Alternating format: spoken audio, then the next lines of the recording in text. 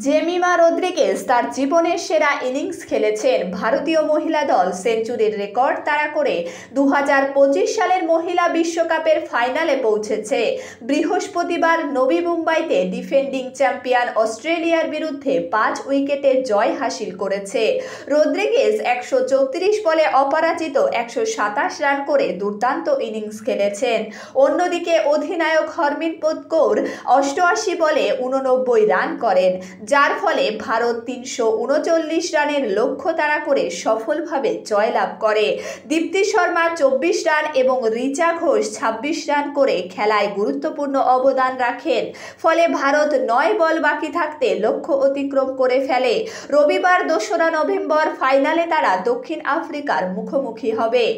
দ্বিতীয় সেমিফাইনালে 49.5 ওভারে অস্ট্রেলিয়ার 338 রানের বিশাল সংগ্রহের মূল ভিত্তি ছিল ওপেনার ফবি লিচফিল্ডের 93 বলে 119 রান।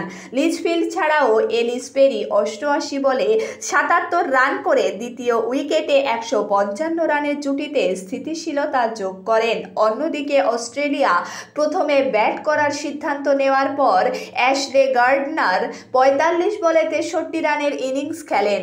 বোলারদের মধ্যে তরুণ স্পিনার শ্রী চরানি 10 ওভারে বোলিং করে 2টি উইকেট নেন। দীপ্তি শর্মা 73 রান দিয়ে 2 উইকেট নেন।